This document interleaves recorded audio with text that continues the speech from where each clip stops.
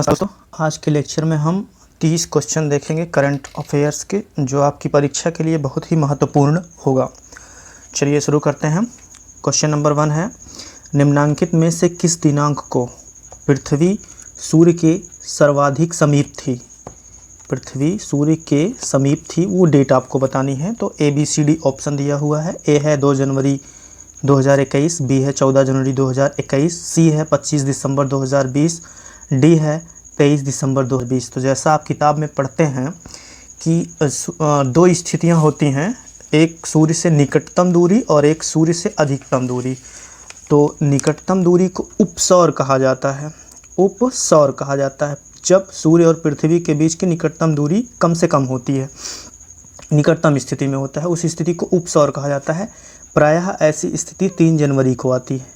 तो 3 जनवरी तो ऑप्शन में है नहीं, 2 जनवरी, थोड़ा बहुत इधर उधर हो सकता है। तो ऑप्शन ए इज़ करेक्ट है। और सबसे जब दूर रहेंगे, दोनों अधिकतम दूरी में रहेंगे, तो उस स्थिति को अपसौर कहा जाता है। अपसौर कहा जाता है।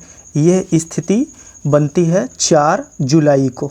4 जुलाई को ये स्थिति बनती है। और एक चीज़ मैं आपको और बता दूं कि जब निकटतम दूरी होती है वो 14.70 करोड़ किलोमीटर होती है लगभग निकटतम, और अधिकतम दूरी जो होती है वो 15.21 करोड़ किलोमीटर होती है। करोड़ किलोमीटर होती है। तो इस प्रश्न का जो उत्तर ए है वो सही है। फिर से सुन लीजिए, जो निकटतम दूरी है उसको उपसौर कहा जाता है और जो अधिकतम दूरी होती है उसको अपसौर कहा जाता है। 3 जनवरी को प्रायः उपसौर की स्थिति आती है जब सूर्य और पृथ्वी एक दूसरे के निकटतम स्थिति में होते हैं, और 4 जुलाई को अपसौर की स्थिति होती है जब दूरी अधिकतम होती है। चलते हैं क्वेश्चन नंबर 2 पे। क्वेश्चन नंबर 2 है आपका, निम्नलिखित में से किसे सनसाइन विटामिन कहा जाता है? सनसाइन मतलब सूर्य का प्रकाश। सनसाइन विटामिन किसे कहा जाता है? Vitamin A, vitamin B12, vitamin C, vitamin D. तो ये तो आपको पता ही होगा, विटामिन डी को सनसाइन विटामिन कहा जाता है। थोड़ा सा इसके बारे में जान लीजिए कि क्या स्थिति होती है इसमें। तो विटामिन डी हमें सूरज की रोशनी से डायरेक्ट नहीं मिलती है। जो हमारी त्वचा में कोलेस्ट्रॉल होता है वो सूर्य के प्रकाश से क्रिया करके जो है विटामिन डी का सृजन करता है। और सूर्य की जो है पराबैंगनी जो किरणें होती हैं वो 3 टाइप की होती हैं, ultraviolet A, ultraviolet B, ultraviolet C. तो इस प्रक्रिया में जो होती है वो पराबैंगनी किरण वो बी इस्तेमाल होती है, विटामिन डी का निर्माण करती है त्वचा में उपस्थित कोलेस्ट्रॉल की सहायता से। अच्छा, विटामिन डी का यूज क्या है मानव के शरीर में? तो कैल्शियम और फास्फोरस जो खनिज होते हैं उनका अवशोषण विटामिन डी की मौजूदगी में ही संभव है। यानी कि आपकी शरीर में अगर विटामिन डी कम हो जाता है तो आपके शरीर में कैल्शियम और फास्फोरस का अवशोषण नहीं होगा। तो इस तरीके से इस क्वेश्चन का आंसर हो गया डी। चलते हैं नेक्स्ट क्वेश्चन पे। तीसरा है, कृषि सुधारों के रूप में अधिसूचित 3 कानूनों के विरोध में हो रहे किसानों के आंदोलन के बीच निम्न में से किस कंपनी ने घोषणा की कि उसका ठेके पर खेती करने की कोई योजना नहीं है? तो ऑप्शन देख लीजिए इसमें, रिलायंस इंडस्ट्रीज लिमिटेड ऑप्शन है, बी में है वॉलमार्ट, सी में है अमेजॉन और डी में है फ्यूचर ग्रुप। तो ये बहुत ही विवादित रहा है, किसानों का आंदोलन अभी भी जारी है, तो इसमें ऑप्शन ए इज आपका करेक्ट है। चलते हैं नेक्स्ट क्वेश्चन पे। इसमें पूछा गया है कि कौन सा युग्म सुमेलित है? तो यहाँ पे कोरोना की वैक्सीन के बारे में दिया गया है और उसे कौन निर्माण कर रहा है ये दिया हुआ है। तो नंबर 1 पे कोविशील्ड है, ये कह रहे हैं कि सीरम इंस्टीट्यूट ऑफ इंडिया बनाता है। नंबर 2 पे है कोवैक्सीन, जिसको भारत बायोटेक बना रहा है। नंबर 3 पे है novel corona virus 2009 and Covaxin, इसको कैडिला हेल्थ केयर लिमिटेड है। तो इसमें से बताना है कि कौन सा सुमेलित है। सुमेलित करना नहीं है, ऑलरेडी वो है, आपको बस पहचान के बताना है कि कौन सा सही है। ऑप्शन ए में केवल 1 और 2, ऑप्शन बी में केवल 3, सी में दूसरा और तीसरा दिया हुआ है, डी में सभी दिए हुए हैं। तो जो इसका ऑप्शन सही है वो ये सभी सही हैं, यानी कि डी विकल्प सही है। चलते हैं नेक्स्ट क्वेश्चन पे। क्वेश्चन नंबर 5 है, सेंट्रल विस्टा परियोजना निम्नलिखित में से किस शहर में क्रियान्वित की जा रही है? बहुत चर्चा में है अभी, आप सभी को पता होगा। ऑप्शन ए है New Delhi, option B Mumbai, option C Bhopal, option D Kolkata. तो सेंट्रल विस्टा परियोजना जो है वो नई दिल्ली में क्रियान्वित की जा रही है। चलते हैं नेक्स्ट क्वेश्चन पे। ये भी सेंट्रल विस्टा के ही बारे में पूछ रहा है। तो इसमें पूछा गया है कि सेंट्रल विस्टा परियोजना के बारे में निम्नलिखित में से कौन सा कथन सही है? तो आपको ध्यान से पढ़ना है। नंबर हुआ, यह संसद परिसर एवं केंद्र सरकार के कार्यालयों के पुनर्विकास की योजना है। और दूसरा कथन है, राष्ट्रपति भवन और इंडिया गेट के बीच संसद के नए भवन कॉमन सेंट्रल सेक्रेटेरिएट, प्रधानमंत्री आवास और कार्यालय, उपराष्ट्रपति आवास का निर्माण किया जाना है। इस परियोजना का ठेका टाटा प्रोजेक्ट्स को मिला है, नंबर 3 में लिखा हुआ है। नंबर 4 कह रहा है, सर्वोच्च न्यायालय ने 5 जनवरी 2021 को 2-1 के बहुमत से परियोजना पर कार्य प्रारंभ करने की अनुमति दी है। तो आपको बताना है इसमें से कौन से कथन सही हैं। ऑप्शन ए है केवल 2, ऑप्शन बी है केवल 2 और 3, ऑप्शन सी है केवल 1, 2 एवं 3 और ऑप्शन डी में सभी हैं। तो इसमें भी जो आपका सही आंसर है वो ऑप्शन डी इज़ करेक्ट है। दिए गए सभी कथन सही हैं। आप वीडियो को रोक के एक बार कथन फिर से पढ़ लीजिएगा तो चीज़ें क्लियर हो जाएंगी। चलते हैं नेक्स्ट क्वेश्चन पे। क्वेश्चन नंबर 7 है, किस राज्य के मुख्यमंत्री ने हाई स्कूल एवं कॉलेजों की छात्राओं को सैनिटरी पैड्स निःशुल्क उपलब्ध कराए जाने की घोषणा की है? तो ये आपको बताना है किस राज्य के मुख्यमंत्री ने ऐसी घोषणा की है। ऑप्शन ए में है पंजाब, ऑप्शन बी में है महाराष्ट्र, ऑप्शन सी में है पश्चिम बंगाल, ऑप्शन डी में है केरल। तो सोचिए इसका जवाब क्या होगा। Option A is correct, Punjab सरकार ने ऐसी घोषणा की है। चलते हैं नेक्स्ट क्वेश्चन पे। क्वेश्चन नंबर 8, इसमें लिखा हुआ है, क्लेयर पोलोशाक के बारे में निम्नलिखित में से कौन सा कथन सत्य है?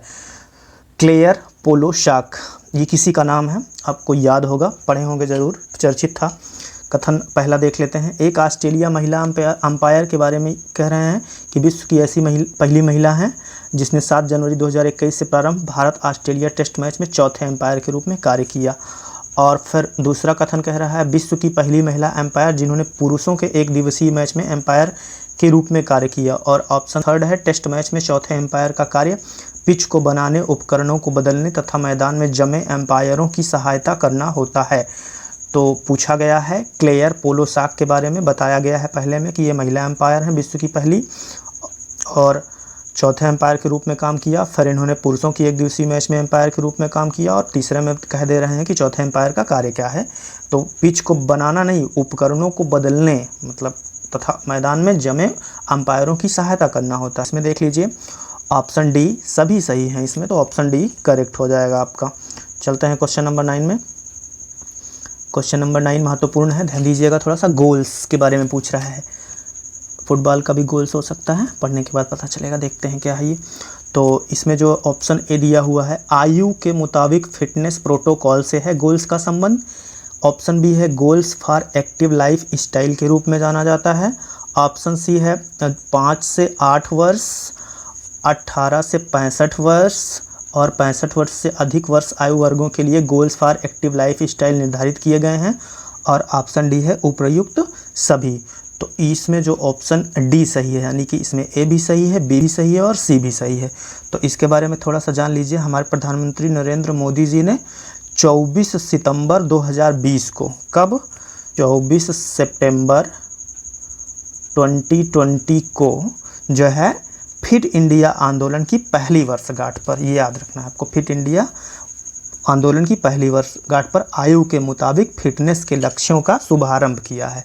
तो यहाँ कंफर्म हो गया कि गोल फुटबॉल के गोल से रिलेटेड नहीं है। जैसे होता नहीं कि आपकी लाइफ का गोल क्या है, तो उस तरीके से इसको समझिए।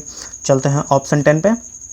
निम्नलिखित में से पारंपरिक खेल को खेलो इंडिया यूथ गेम्स 2021 में शामिल किया गया है। क्वेश्चन इंपॉर्टेंट है, नई चीज़ें शामिल हुई हैं, ध्यान दीजिए। कहाँ खेलो इंडिया यूथ गेम्स 2021 में किसको शामिल किया गया है? नंबर 1 पे है कलारी पैटू, नंबर 2 पे है गटका, नंबर 3 पे है थांगटा, नंबर 4 पे है मलखम्ब और 5th पे है योगासन। तो कूट में देख लेते हैं कि ऑप्शन क्या दिया हुआ है। केवल 1 2 3 है, 2 3 4, सी में है 3 4 5 और डी में है सभी। तो इसका उत्तर हम आपको बता दें, इसमें सारे ऑप्शन सही हैं, यानी कि सारी चीज़ों को खेलो इंडिया यूथ गेम्स 2021 में शामिल किया गया है। थोड़ा सा इसको देख लीजिए कि ये होंगे कहाँ, ये आप थोड़ा सा याद कर लीजिए कि ये हरियाणा में होने वाले हैं। ठीक है, हरियाणा में होंगे। और ये देख लेते हैं कि कलारूपट्टू कहाँ का है, ये केरल का है, याद रखिए। मैचिंग में दे सकता है इसको लिख के, दूसरा सवाल बन सकता है इस पर। ये केरल का है, गटका आपका पंजाब का है और ये थांगटा जो है वो मणिपुर का है, मणिपुर। मलखम्ब वैसे तो उत्तर भारत का कहा जाता है, लेकिन आप इसको एमपी से रिलेट कर दीजिएगा, यानी कि मध्य प्रदेश।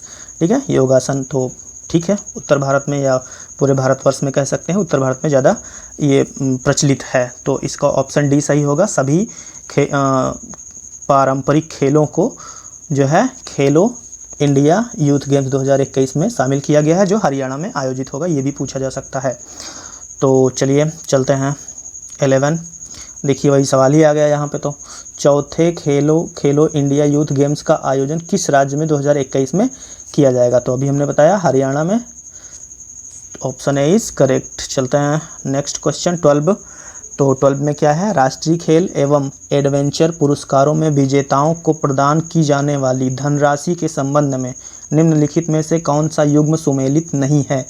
ये क्वेश्चन इसलिए पूछा गया है कि अभी इन धनराशियों में परिवर्तन किया गया है। तो परिवर्तन किया गया है तो इसलिए आपको जानना जरूरी है। वैसे ये नहीं पूछा जाता, लेकिन परिवर्तन का समय है तो पूछ सकते हैं। चलिए ऑप्शन देख लेते हैं। सबके सामने लिखा हुआ है, यहाँ पे ध्यान दीजिएगा कि कौन सा नहीं है, ये आपको बताना है। तो ये कह रहे हैं ऑप्शन ए में कि राजीव गांधी खेल रत्न पुरस्कार में 25 लाख मिलते हैं और अर्जुन पुरस्कार में 15 लाख मिलते हैं। द्रोणाचार्य पुरस्कार ब्रैकेट में रेगुलर लिखा है, इसमें 20 लाख मिलते हैं। ध्यानचंद्र पुरस्कार में 10 लाख मिलते हैं। तो इसमें जो ऑप्शन सी है वो गलत लिखा हुआ है। ठीक है, द्रोणाचार्य पुरस्कार में जो परिवर्तन हुआ है वो 5 लाख से 15 कर दिया गया है। बाकी चीज़ें सही हैं। इसमें 5 से 15 किया है, यहाँ 20 लाख दिया है, इसलिए ऑप्शन सी जो है वो मतलब सही है। लेकिन ये कथन गलत हुआ है, क्योंकि वहाँ पे क्या पूछा था? नहीं, सुमेलित नहीं है पूछा था। ये ध्यान दीजिए। बाकी आप देख लीजिए, मैं बता दे रहा हूँ खुद ही। राजीव गांधी में पहले ही 7.5 से जो इसमें लिखा हुआ है 25 लाख कर दिया गया। अर्जुन पुरस्कार में 5 लाख से बढ़ा के 15 लाख कर दिया गया। द्रोणाचार्य में बताए 5 से 15 कर दिया गया, लाख में है। और ध्यानचंद्र पुरस्कार में पहले था 5 लाख और अब कर दिया गया है 10 लाख। चलते हैं नेक्स्ट क्वेश्चन पे। क्लैप फॉर हीरोज़ अभियान किस शहर में शुरू किया गया है? तो यहाँ ऑप्शन है टोक्यो, न्यूयॉर्क, लंदन, दिल्ली। तो जो यहाँ पे ऑप्शन सही है 13 क्वेश्चन का, वो सी सही है। लंदन में क्लैप फॉर हीरोज़ अभियान की शुरुआत की गई है। थोड़ा सा जान लीजिए, कोविड-19 संक्रमण फिर से उग्र हुआ है लंदन में, यानी फिर से नई वेव आई है वहाँ। तो वहाँ के जो स्वास्थ्य कर्मी हैं उनके उत्साहवर्धन के लिए ये क्लैप फॉर हीरोज़ अभियान शुरू किया गया है। वहाँ पे उनको हीरोज़ कहा गया है उनके उत्साहवर्धन के लिए। कहाँ पे? लंदन में। ये आप थोड़ा सा ध्यान रख लीजिएगा, क्वेश्चन परीक्षा में आ सकता है। क्वेश्चन नंबर 14 है, 9 जनवरी 2021 को किस शहर से कॉकपिट की सभी महिला पायलटों ने एयर इंडिया की बेंगलुरु के लिए पहली नॉन स्टॉप फ्लाइट का परिचालन किया? तो सभी महिला पायलट थी इसमें, ये पूछ रहा है। ऑप्शन ए है सैन फ्रांसिस्को, ऑप्शन बी है न्यूयॉर्क, ऑप्शन सी है वाशिंगटन डीसी, ऑप्शन डी है लंदन। तो इसमें ऑप्शन जो आपका वो ऑप्शन ए सही है। सैन फ्रांसिस्को से बेंगलुरु आया गया बिना रुके हुए, नॉन स्टॉप फ्लाइट का परिचालन किया गया। सभी महिला पायलटें थीं इसमें। तो इसमें कौन कौन थीं? कैप्टन जोया अग्रवाल थीं, कैप्टन पापागिरी थानाबाई थीं, कैप्टन आकांक्षा सोनावारे थीं और कैप्टन शिवानी मनहास। ध्यान से सुन के इसको आप लिख लीजिएगा, ये पूछा जा सकता है। चलिए क्वेश्चन नंबर 15 पे चलते हैं। भारत का 51 अंतर्राष्ट्रीय फिल्म महोत्सव कब और कहाँ आयोजित किया गया? ये पूछा गया है। तो ऑप्शन ए है 16 to 24 जनवरी 2021 गोवा, और सेम डेट मुंबई। 24 से 31 जनवरी 2021 हैदराबाद, 11 से 17 जनवरी 2021 चेन्नई। तो इसमें जो ऑप्शन ए है आपका वो सही है। ठीक है, गोवा में आयोजित किया गया। कब से कब तक? 16 से 24 जनवरी तक। क्या 51 जो था वो अंतर्राष्ट्रीय फिल्म महोत्सव यहाँ पे आयोजित किया गया। इससे संबंधित 1-2 क्वेश्चन और आएंगे। अभी आप देखिए 16 नंबर उसी से संबंधित है। भारत के 91वें अंतर्राष्ट्रीय फिल्म महोत्सव में किस देश को कंट्री इन फोकस का दर्जा दिया गया था? इंपॉर्टेंट है, पूछा जा सकता है। इस समय बांग्लादेश के साथ हमारे अच्छे संबंध चल रहे हैं, प्रधानमंत्री जी की यात्रा भी हुई है। तो दक्षिण कोरिया हो नहीं सकता, दक्षिणी अफ्रीका भी नहीं हो सकता, जापान भी नहीं हो सकता। हो तो सब सकते हैं, लेकिन बांग्लादेश इसमें सही है। और बांग्लादेश से रिलेटेड एक क्वेश्चन और आ सकता है कि अभी जो हमारा गणतंत्र दिवस की परेड थी तो बांग्लादेश की सेना भी उसमें शामिल हुई है, तो ये भी थोड़ा सा आप याद रखिएगा। चलिए क्वेश्चन नंबर 17 पर चलते हैं। क्वेश्चन नंबर 16 में, ठीक है, हो गया, ये गोवा में हुआ था और इसमें बांग्लादेश की 4 फिल्में भी प्रदर्शित की गई थी। उनका नाम कहिए तो मैं ले लूँ। तनवीर मुकम्मल की फ़िल्म थी ज़िबोन धूली, जहीउर रहमान अनजान की फ़िल्म थी मेघम मल्लार और रुबाइयत हुसैन की फ़िल्म थी अंडर कंस्ट्रक्शन और नुहास एवं अन्य, कई लोग मिलके बनाए होंगे उसको, सिंसियरली योर्स ढाका प्रदर्शित की गई थी। तो थोड़ा सा अगर याद रहेगा तो अच्छी बात है। क्वेश्चन नंबर 17 पे चलते हैं। लाइफ मिशन प्रोजेक्ट क्या है, ठीक है, ये पूछा गया है। तो इसमें ऑप्शन है केरल राज्य में घर विहीन सभी परिवारों को आवास परियोजना, ऑप्शन बी है आंध्र प्रदेश सरकार की पर्यावरणीय सुरक्षा परियोजना, ऑप्शन सी है राष्ट्रीय खाद्य सुरक्षा मिशन की एक उप परियोजना, ऑप्शन डी है सेक्स कर्मियों के बच्चों के लिए जीवन सहायता परियोजना। तो इसमें जो ऑप्शन सही है वो ए ऑप्शन सही है। ये चर्चा में क्यों आया है इसको जान लीजिए। सीबीआई ने इसमें जो है विदेशी अंशदान भी हुआ था, तो उसमें कुछ धांधली हुई है, अनियमितता हुई है। तो जो इसके बिल्डर थे यूनिक बिल्डर के प्रबंधक निदेशक थे संसोद ई पेन, उनके विरुद्ध जांच की जा रही है, किसके द्वारा, सीबीआई के द्वारा। इसीलिए ये चर्चित में है। लाइफ मिशन प्रोजेक्ट केरल राज्य में घर विहीन सभी परिवारों को आवास परियोजना, ये पूछा जा सकता है, चर्चा में है इसलिए।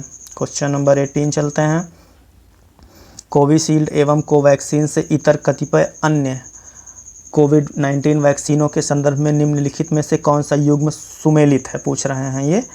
तो इसमें ZY-CoV-D है, जायोडिस कैडिला, स्पुतनिक 5 कोविड-19 डॉक्टर रेड्डीज लैबोरेटरीज़ में बन रही है, और प्रोटिवेंटिन-19 वैक्सीन है बायोलॉजिकल EBE में बन रही है, और HG19 जेनेवा फार्मास्यूटिकल्स है।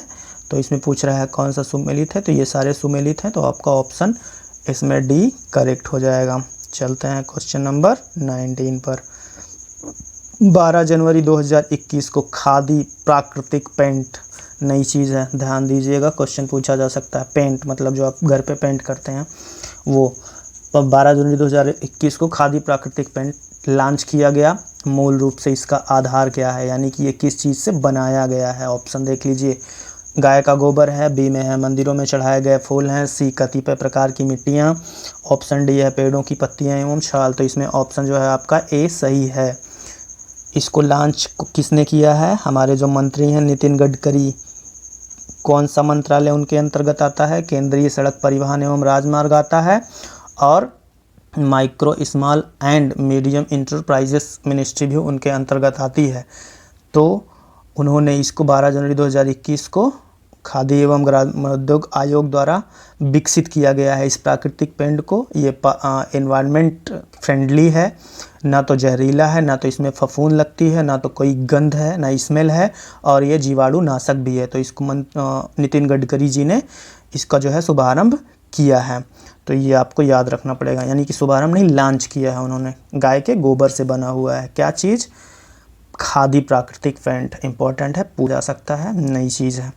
क्वेश्चन नंबर 20 पे चलते हैं। लीसा मांटगोमरी जनवरी 2021 में समाचारों की सुर्खियों में निम्नलिखित में से किस कारण से रही। लीसा मांटगोमरी, तो ये हैं ऑप्शन ए हैं हालिया निर्वाचित में पराजित राष्ट्रपति डोनाल्ड ट्रंप के समर्थकों द्वारा व्हाइट हाउस में स्थित कैपिटल में किए गए हिंसक आंदोलन में मारी गई एक आंदोलनकर्ता, ऑप्शन बी है 1953 के बाद संयुक्त राज्य अमेरिका में 13 जनवरी 2021 को हत्या की दोषी लीसा मांटगोमरी को पेंटोबार्बिटल नामक घातक जहरीला इंजेक्शन देकर मृत्युदंड दिया गया, ऑप्शन सी है संयुक्त राष्ट्र अमेरिका की एक अश्वेत समाज सेविका, ऑप्शन डी है एक सुप्रसिद्ध गायिका।